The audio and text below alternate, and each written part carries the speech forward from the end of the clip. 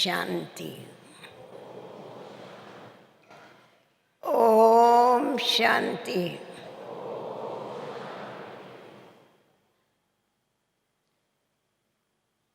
वर्तमान समय में बाप दादा हम बच्चों को एक विशेष होमवर्क देते हैं। अव्यक्त बाप दादा की मुरली आपने सुनी होगी पिछले हफ्ते की।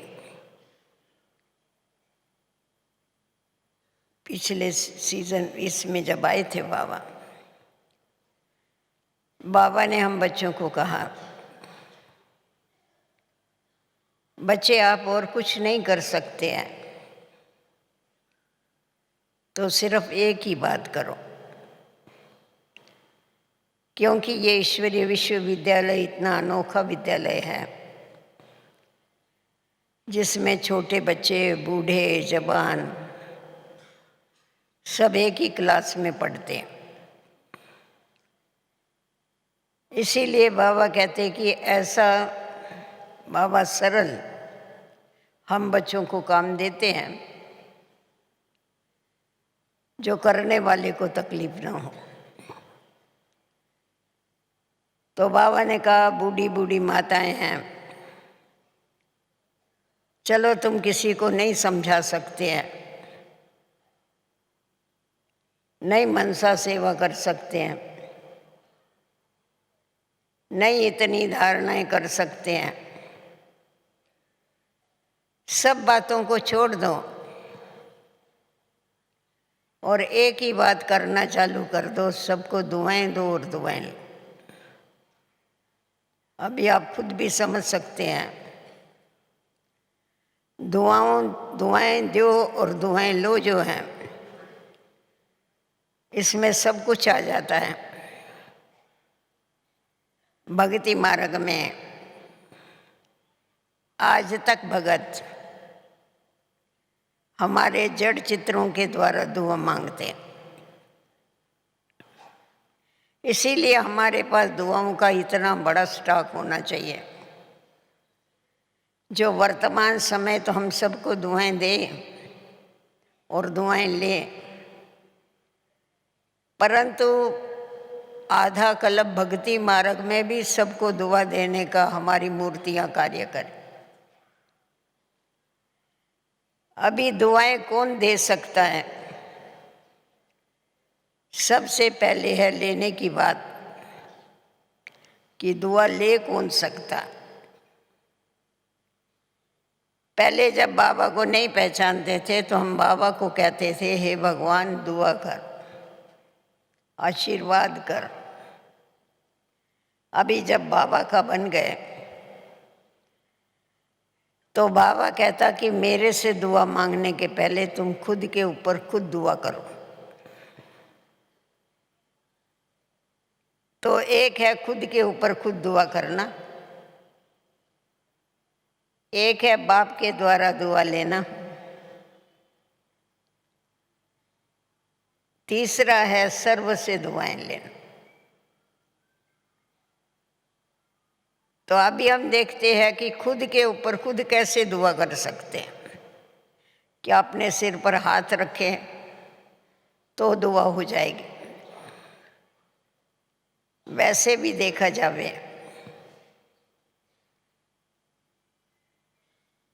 तो दो प्रकार का कर्म होता है। आज आप देखेंगे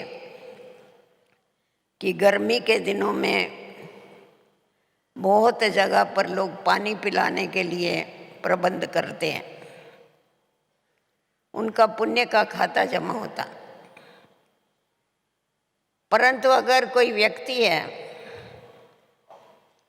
और वो प्यास से तड़फ रही है, उस समय अगर आप उसको एक गिलास पानी पिला के भी जीदान दे देते हैं तो पुण्य से भी ऊपर आपकी दुआ जमा होती। उसके अंदर से दुआ निकलती है कि आपने मेरे जीवन को बचा दिया, मुझे जीदान दे दी। आई वेला के समय जिस समय आवश्यकता है जिसको, उस समय अगर हम किसी को मदद करते हैं तो हमको दुआ मिलती। वैसे मदद करना अलग है, पर सामने वाले को आवश्यकता है उस समय करना बहुत बड़ी बात होती है, वो दुआ में परिवर्तित हो जाती। तो पहले हम लोग ये देखते हैं कि हमें खुद के ऊपर खुद किस रीति से दुआ करनी है। अपने ऊपर दुआ करना अर्थात सदैव आपके श्रीमत के ऊपर चलते रहना। हमारी जो ईश्वरीय मर्यादाएं हैं, जो ईश्वरीय मर्यादाएं बाप ने हमें खींच के दिया है, लक्ष्मण रेखाएं, अगर हम सदैव उन लक्ष्मण रेखाओं के अंदर चलते हैं तो हमारा दिल जो है प्रसन्न होता है, हमको सेटिस्फैक्शन होता है, और जैसा खुद के लिए ही निकलता है अंदर से कि वारे मैं तभी निकल सकता है जब हमारी कमाई से हाथ भरतू होते जाते हैं। तो जितनी जितनी हम ईश्वरीय आज्ञाओं पर चलते हैं, जितना जितना हम पढ़ाई की तरफ ध्यान देते हैं, उतना उतना समझो हमारे को खुद की खुद दुआएं मिलती, सेटिस्फैक्शन मिलता है। और अगर अभी भी अंतिम घड़ी आवे तो जिसने खुद के ऊपर खुद दुआ किया है उसको कभी भी पश्चाताप नहीं हो सकता है कि बाबा ने तो इतना समझाया, बाबा ने हमारे ऊपर इतनी मेहनत किया, परंतु मैंने खुद के लिए कुछ नहीं किया। तो स्व उन्नति के द्वारा ही हम अपने ऊपर दुआ कर सकते हैं। परंतु चलते चलते क्या होता है, कभी कभी कोई आत्माएं, सदैव स्व उन्नति का ध्यान रख के चलना चाहिए, परंतु दो बातें होती है।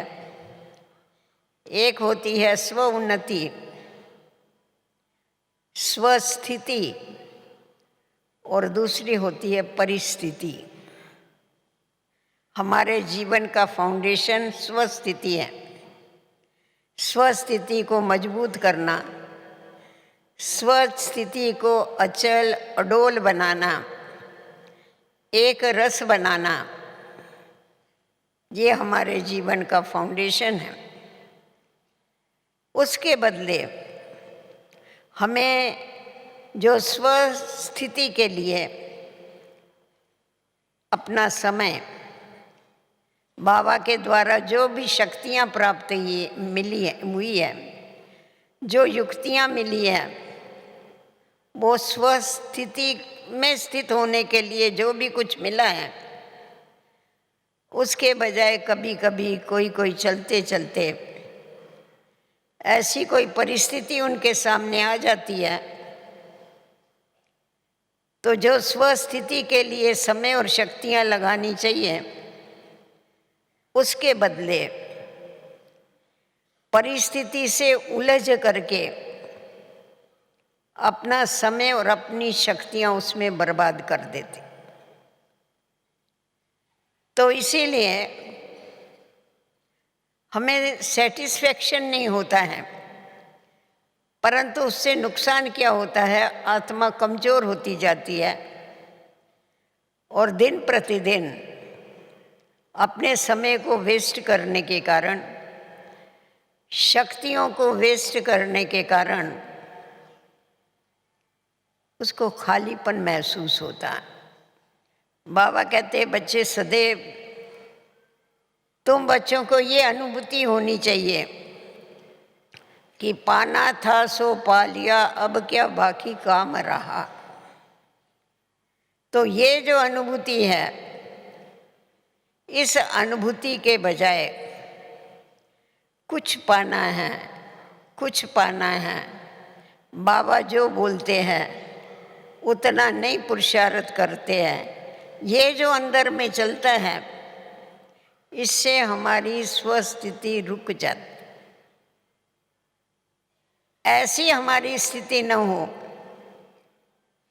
जो हम कुछ पाने के पीछे लगे, पर सदैव हमारी स्थिति वो रहे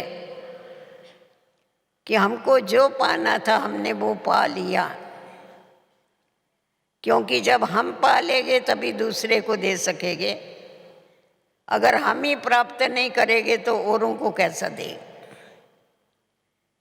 तो इसीलिए सबसे पहले मुझे अपने ऊपर फुल अटेंशन दे करके, साकार बाबा हमेशा कहते थे, बच्चे धरत पड़िए धर्म न छोड़िए। मरना भी पड़े तो भी अपनी जो धारणाएं हैं, जो हमारे को बाबा ने सिखाया हुआ है, वो हमें कभी भी छोड़ना नहीं। तो जब इतना दृढ़ संकल्प करके हम इस मार्ग पर चलते हैं तो सदैव हमारे लिए हमारी दुआएं जैसे कि जमा होती जाती है, स्टॉक जमा होता जाता है और हम आगे बढ़ते जाते हैं। जो खुद के ऊपर दुआ करना जानता है वही बाप की भी दुआएं ले सकता है। बाबा को कौन से बच्चे प्रिय लगते हैं? हमेशा कहा जाता है ज्ञानी तो आत्माएं परमात्मा को अति प्रिय। तो बाबा भी कहता है ज्ञान सुनने और सुनाने वाले बहुत हैं, परंतु ज्ञान को जीवन में धारण करने वाले, ज्ञान को अपनाने वाले, अपना बनाने वाले, उस ज्ञान को शस्त्र के रूप में यूज करने वाले, उस ज्ञान को शक्ति के रूप में यूज करने वाले, ज्ञान को प्रकाश के रूप में यूज करने वाले कम। तो जिस समय हम बाबा ने जो इतना अथाह ज्ञान दिया है, क्योंकि वो हमारा टीचर है, हमारे टीचर की हमको दुआ चाहिए, तो वो जो हमारा टीचर है, जब उसने जो हमें पढ़ाया है उसको जब हम स्वरूप में लाते हैं तो स्वरूप में लाने के बाद ही हमें बाप की दुआ मिलती। दुआ मिलना क्या, हम उसको प्रिय लगते। दुआ कोई आशीर्वाद बैठ के दिया नहीं जाता है, परंतु अंदर से जो बाबा को लगता है ये मेरा बच्चा लायक है, सुपात्र है, आज्ञाकारी है, यही तो दुआ है। दुआ और क्या होती।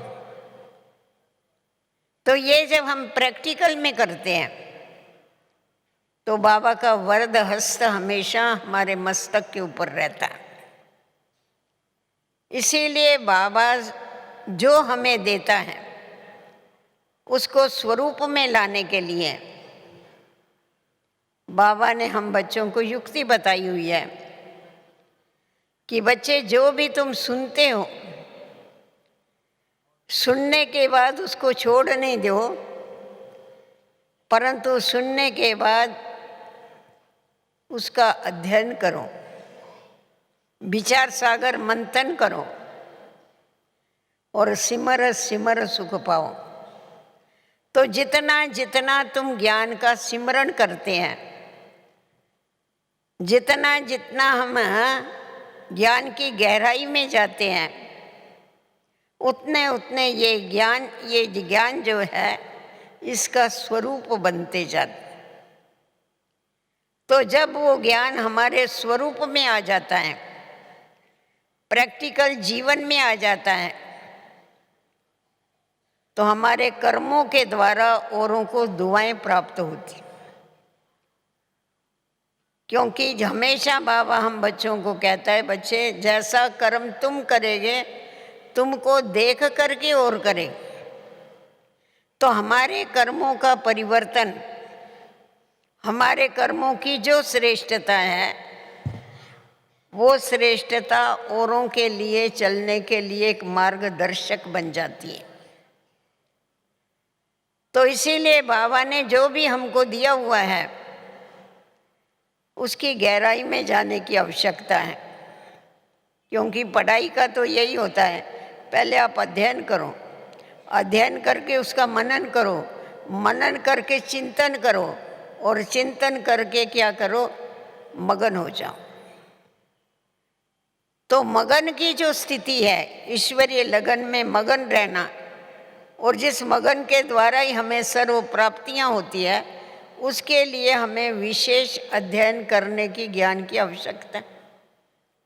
उसके ऊपर विचार सागर मंथन करने की आवश्यकता है, अर्थात उसको हजम करने की आवश्यकता। बाबा हमेशा कहते थे, बच्चे देखो जानवरों में भी अक्ल है। गाय 1 घंटा घास खाएगी पर सारा दिन उसका मुंह हिलता रहेगा, रवंथ करती रहेगी। जितना जितना ज्ञान वो रवंथ करेगी घास का, उतना उतना उसको ब्लड बनता है, शक्ति मिलती है। तो वैसा ही तुम जितना जितना ज्ञान का चिंतन करते हो, उससे तुम्हारे को शक्ति प्राप्त होती है। वो कौन सी शक्ति मिलती है?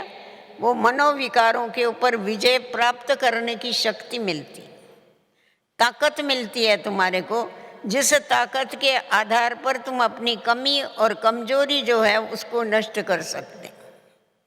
और जितना जितना हम बाबा के साथ खुद की भेंट करते हैं, साकार बाबा हम बच्चों को कहते थे, जब हम पार्टी लेके जाते थे तब तो बहुत थोड़े लोग होते थे, तो बाबा कहता था, बच्चे जब भी तुमको फुर्सत मिले ना, सारा दिन क्या करेंगे तुम, सवेरे मुरली सुन लिया और कारोबार कर लिया, फिर उसके बाद जब भी तुमको फुर्सत मिले तो हिस्ट्री हॉल में जा कर के लक्ष्मी नारायण के चित्र के सामने बैठ जाना।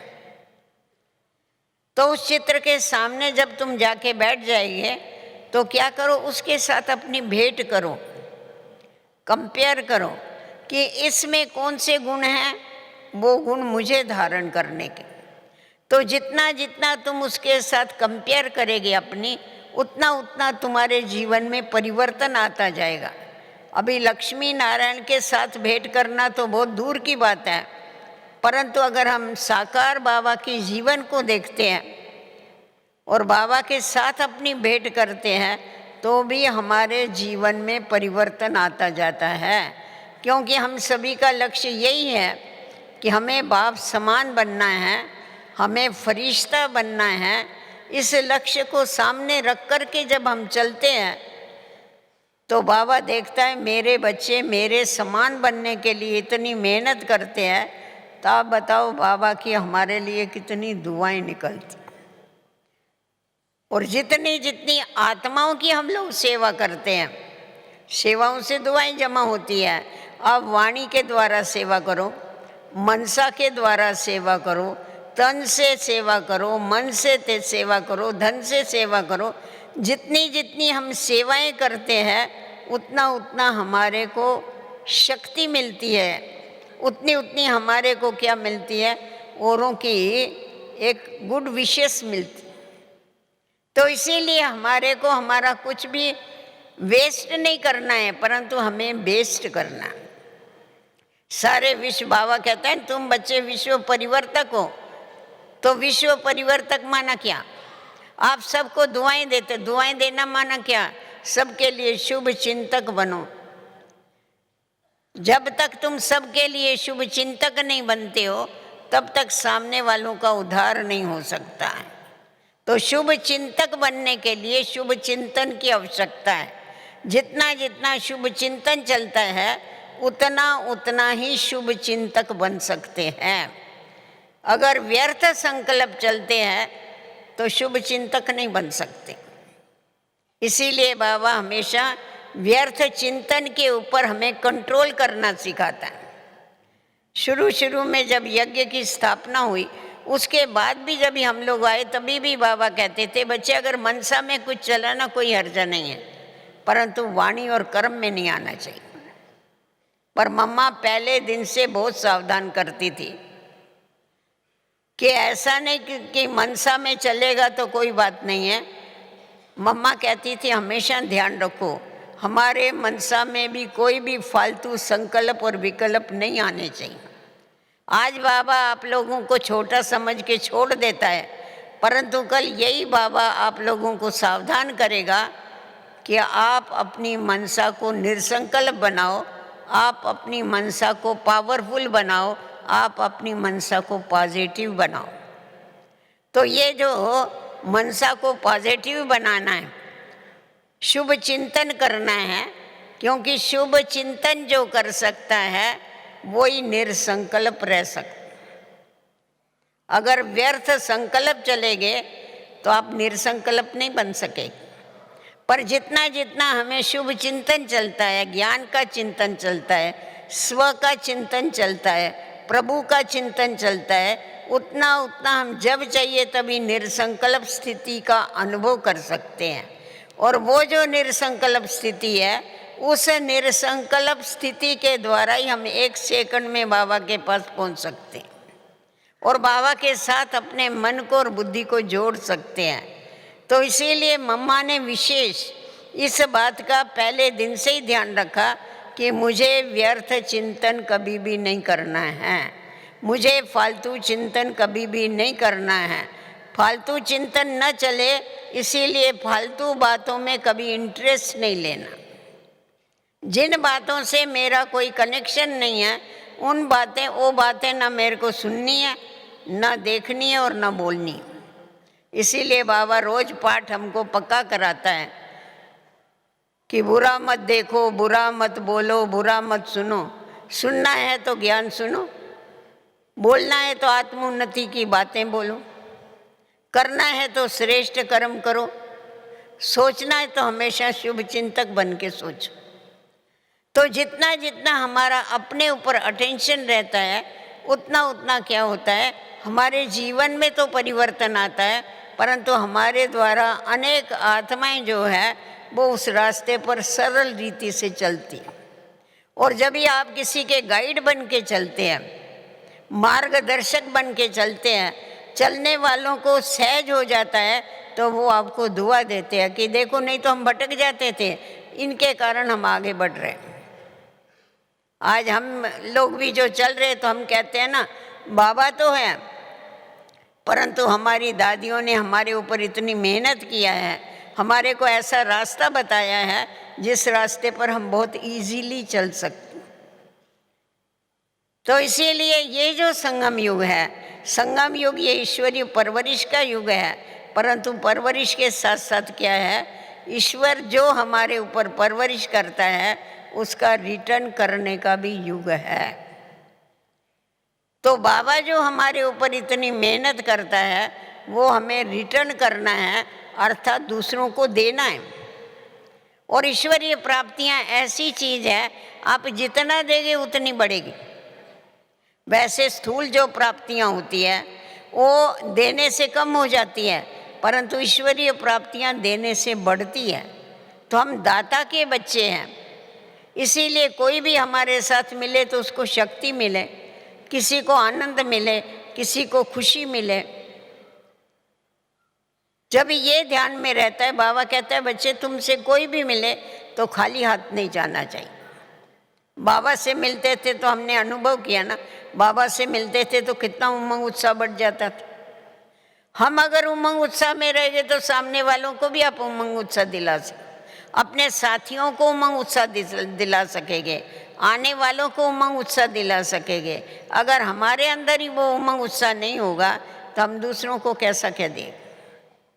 और जब दूसरों को हम उमंग उत्साह दिलाते हैं, और सबसे बड़ी बात, गिरने वालों को अगर हम संभाल करके चलते हैं तो उसका पुण्य या उसकी जो दुआ है वो बहुत बड़ी होती।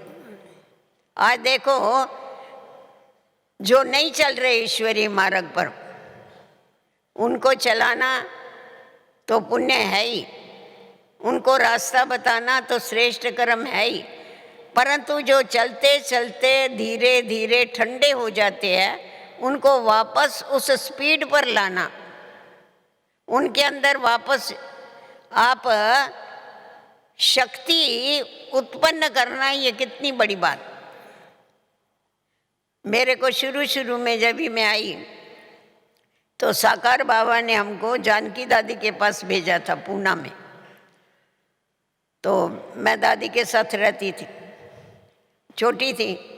मैं दादी को पूछा, दादी अब मैं क्या सेवा करूं?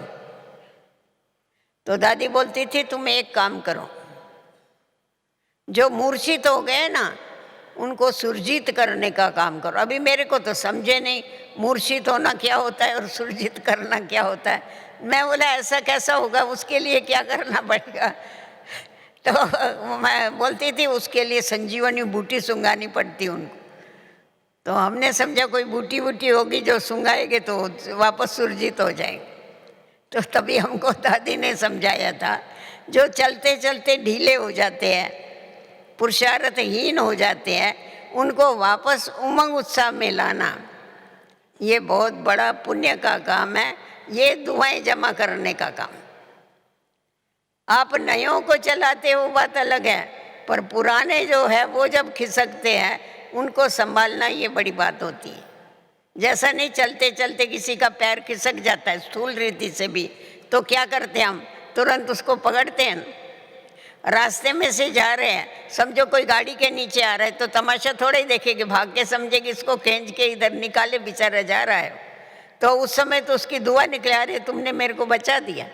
तो वैसे ही जो ठंडे हो गए उनको छोड़ो नहीं। बाबा देखो हमेशा कहता है पीठ करो उनकी, और बाबा कितनी पीठ करता है, बाबा कितना ध्यान रखता है। बाबा कहता है बच्चे मेरे को छोड़ के चले जाते हैं, परंतु मैं बच्चों को कभी भी नहीं छोड़ता हूँ। वो पीछे पीछे घूमता रहता है बच्चों के, बच्चों का ध्यान रखता है बाबा। तो जैसा बाबा बच्चों का ध्यान रखता है वैसा हमारा काम है बाबा के बच्चों का ध्यान रखना। जो भी थोड़े भी ठंडे हो गए हैं तो ऐसा नहीं फिर वो ठंडे हो गए तो और भी उसको ठंडा करो। कोई कोई ऐसे होते हैं ना, एक समझो सामने ठंडा हो गया चलते चलते, वो कहता है इस कारण से ये हुआ वो हुआ, तो दूसरा जो होगा वो बोले हाँ मेरी भी यही हालत है, ऐसा ही होता है, ये हुआ। और मतलब वो बेचारा गिरा है उसको और लात मार रहे तुम, ये पुण्य का काम कर रहे क्या? नहीं, जो गिरा है उसको उठाने का काम करो। और देखो उठा कौन सकता है, रास्ते से भी हम जाते हैं, गिरे हुए को कौन उठा सकता है? जो झुकना जानता है। आप कोई गिरा है उसको आप सीधा ऐसा खड़ा होके हाथ दो, वो पकड़ेगा क्या? आपको नीचे झुकना पड़ेगा। तो जितना जितना हमारे अंदर वो निर्माणता का गुण आता जाता है उतना उतना हम गिरे हुओं को उठा करके दुआएं जमा कर सकते। हमारे को गिरे हुओं को उठाना है, गिरे हुओं को हमको उठा करके उनको मंजिल तक पहुंचाना है, ये हमारी बहुत बड़ी रिस्पॉन्सिबिलिटी। तो ये अगर हम ध्यान में रख करके पीछे चलते हैं तो सर्व का सदैव कल्याण कर सकते हैं, अपने ऊपर अटेंशन दे सकते हैं, अपने समय को बर्बाद नहीं कर सकते। तो हमें बाबा से भी दुआएं लेनी है, और बाबा तो सदैव वैसे भी बद्दुआ तो कभी देता ही नहीं है, परंतु जो आज्ञाकारी है, वफादार है, फरमांबरदार है, उनके लिए बाबा को अंदर से एक्स्ट्रा प्यार निकलता। जैसे लौकिक में भी आप देखेंगे वहाँ तो बाप बच्चों को प्रॉपर्टी बांट के देता है, परंतु जो उसके आज्ञाकारी बच्चे हो गए ना उनको अलग भी कुछ न कुछ दे देगा। तो वैसा ही यहाँ भी जो बाबा के आज्ञाकारी बच्चे हैं, बाबा जो बोलेगा वो जी हाँ करने वाले हैं, उनके ऊपर बाबा की एक्स्ट्रा कृपा रहती, उनके ऊपर बाबा का एक्स्ट्रा ध्यान रहता है। बाबा कहता है ना तुम तो मेरे को याद करते हो पर मैं भी तुमको याद करता हूँ। तो याद करना ये भी तो दुआ हो गई। भगवान हमको याद करे ये कम बात है क्या? तो भगवान याद करे इतनी पात्रता हमको अपने अंदर धारण करनी पड़ेगी, इतना आज्ञाकारी, इतना वफादार बनना पड़ेगा, तभी बाबा हम बच्चों को याद करेगा। बाबा के हम दिल पर चढ़ेंगे। बाबा कहता है ना जो दिल पर है तो 100 तौजी तख्त पर बैठ सकता है। अगर बाप दादा के दिल पर ही नहीं चढ़ते हैं तो तौजी तख्त कैसा मिलेगा हमारे? और दिल पर वो चढ़ता है जो उसकी आज्ञाओं पर चलता है। तो इसीलिए हमें कभी भी बाबा की आज्ञाओं का उल्लंघन नहीं करना है, इस बात की गांठ बांध करके चलना है। समय कितना भी बदलने दो, परंतु हमें अपनी ईश्वरीय मर्यादाएं नहीं छोड़नी। साकार बाबा का आप लोगों को मालूम है, लौकिक जीवन में भी बाबा ने अपना जो वैष्णव पंथी था, उस समय भी बाबा ने कभी अपनी मर्यादा नहीं छोड़ी, उस समय भी अपने नियम धर्म नहीं छोड़े। अलौकिक जीवन तो अलग ही था, वो तो बात ही मत पूछो। तो ऐसे बाबा के हम जब बच्चे हैं तो हमें भी सदैव इन बातों का ध्यान रख करके और पीछे चलना। और ख़ास विशेष ये हमें याद रखना है कि जिसको भी सहयोग की आवश्यकता, सहयोग किसको मिलेगा? सहयोग उसको मिलता है जो दूसरों को सहयोग देता है। दुआ वो दे सकता है जो फराग दिल होता है, बड़ी दिल वाला होता है। बाबा क्यों सबको इतनी दुआएं दे के बैठा? क्योंकि उसकी बहुत विशाल दिल है, वो माफ करना जानता है, बच्चों की भूलों को माफ कर देता है, रहम करता है। तो जितना जितना हमारे अंदर रहम की भावना आती है, समाने के बाद बुलाना और उस बात को मिटा देना। अगर उस बात को मिटा देते हैं तो हम सामने वाले के ऊपर रहम कर सकते, उसके ऊपर उसको मदद कर सकते, सहयोग दे सकते। परंतु हम आत्माएं क्या करती हैं, कोई भी बात होती है तो उसका इफेक्ट अपने मन के ऊपर आ जाता है। अगर अटेंशन नहीं होता है तो जब मन के ऊपर इफेक्ट आ जाता है तो ये नहीं समझते कि वो इफेक्ट मेरे को डिफेक्ट करता है, मेरी स्थिति को डिफेक्ट कर देता है। तो इसीलिए बाबा कहता है कि किसी भी बात का अच्छाई या बुराई, उसका इफेक्ट हमारे ऊपर नहीं आना चाहिए। दूसरों के संस्कारों का, दूसरों के स्वभावों का, दूसरों की चलन का अगर इफेक्ट आ जाएगा तो आप उद्धार कैसा करेंगे? बाबा देखो सबसे ज़्यादा किसके ऊपर ध्यान देता है? जो कमज़ोर आत्माएं हैं, जिनको कोई नहीं पूछता है। माताओं कन्याओं को बाबा ने क्यों आगे रखा? क्योंकि बाबा कहता है तुमको सारे विश्व ने क्या किया? धुतकारा, सबने अपमान किया, परंतु बाबा ने तुमको चोटी पर चढ़ा दी। वैसे भी लौकिक में जो कमज़ोर बच्चे होते हैं उनके ऊपर माता पिता का ज़्यादा ध्यान रहता है। वो बोलेंगे ये मेरे कमज़ोर बच्चे हैं, इनका ध्यान तो मुझे रखना ही पड़ेगा, मेरी रिस्पॉन्सिबिलिटी। तो वैसे जो भी आत्माएं कमज़ोर है, बेचारी दुखी है, अशांत है, उनका ध्यान रखना ये हमारा काम है। उनको इस समय हमारी आवश्यकता है, वो समझे या नहीं समझे। बाबा कहता है लास्ट में तुम्हारे पास क्यू लगेगी, पर उस क्यू की पूर्ति करने के लिए हमारे पास स्टॉक इतना जमा चाहिए। अगर लास्ट में हमारे पास सुख शांति आनंद दुआ लेने के लिए क्यों लगेगी तो उस समय हम दे सके उनको, इतना मैंने स्टॉक जमा किया है। और ये स्टॉक वही जमा कर सकता है जिसकी दिल बड़ी होगी, वो उसका भंडारा भी बाबा कहते हैं भरपूर हो जाता है, भंडारी भी भरपूर हो जाता है। तो भंडारा किससे भरपूर होता है? गुणों से भरपूर होता है, शक्तियों से भरपूर होता है। परंतु आप सिर्फ देने की भावना रखो, क्योंकि हम सभी का लक्ष्य भी क्या है? हमें देवता बनना है। देवता माना देने वाला, दाता माना देने वाला। तो हमारी मूर्तियां ही दे रही है तो हमको तो देना ही देना है ना। लेने की कभी भी भावना नहीं रखना। अगर लेने की भावना हम रखते हैं तो क्या होता है? वो व्यापार हो जाता है, देना और लेना, वो सेवा नहीं होती। तो इसीलिए हम बाबा के सेवाधारी बच्चे हैं। बाबा कहता है कि बच्चे कभी भी ऐसा नहीं कहो हम सेवाधारी है, ऐसा कहो कि हम गॉडली सेवाधारी, हम ईश्वरीय सेवाधारी है। तो ईश्वरीय सेवाधारी कहेंगे तो ईश्वर बाप याद रहेगा और सेवा भी तुमको याद रहेगी। तुम सिर्फ सेवाधारी कहेंगे तो बाप को याद करना पड़ेगा तुमको, पर ईश्वरीय सेवाधारी कहेंगे तो क्या होगा? ईश्वरीय सेवाधारी कहेंगे तो ईश्वर आप ही तुमको याद आएगा। तो जितना जितना हमको बाबा याद आएगा, बाबा क्यों घड़ी घड़ी कहता है मेरे को याद करो, मेरे को याद करो?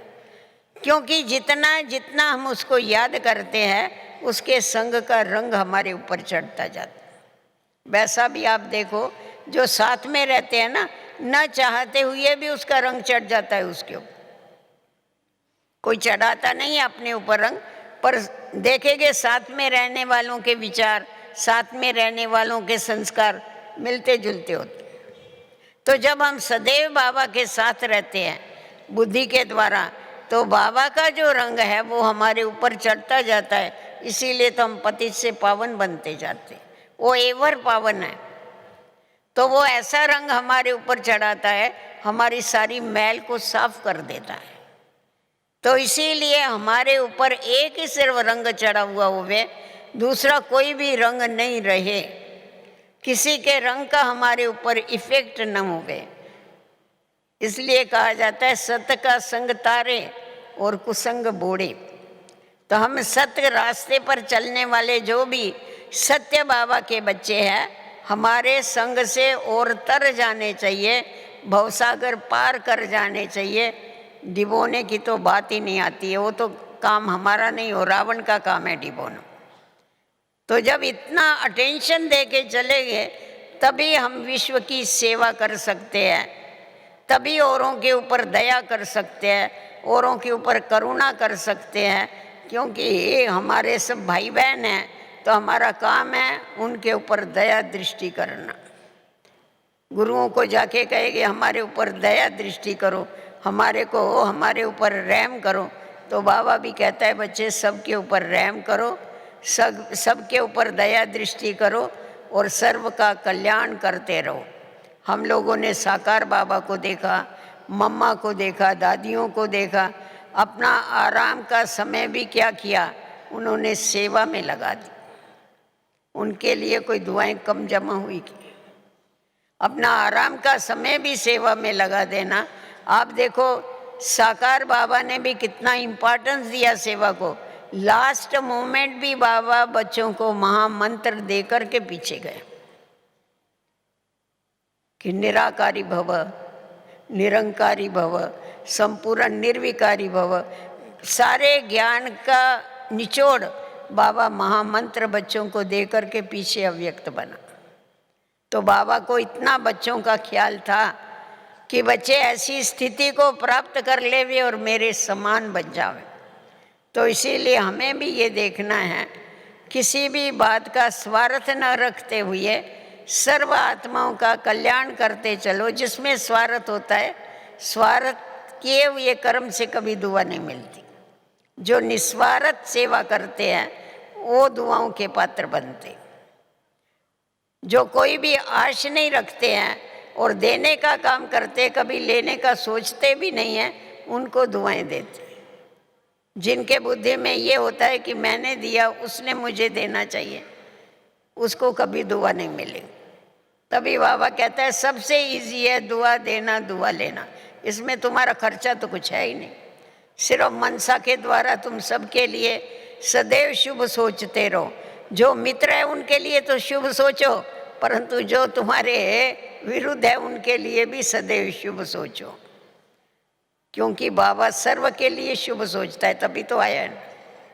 तो जब हमें बाप समान बनना है तो बाप जैसी हमें क्या करनी है, क्वालिफिकेशन धारण करनी है, गुण धारण करने हैं, तभी हम बाप समान बनेंगे और फरिश्ता बन के अपने घर तक पहुंच सकेंगे।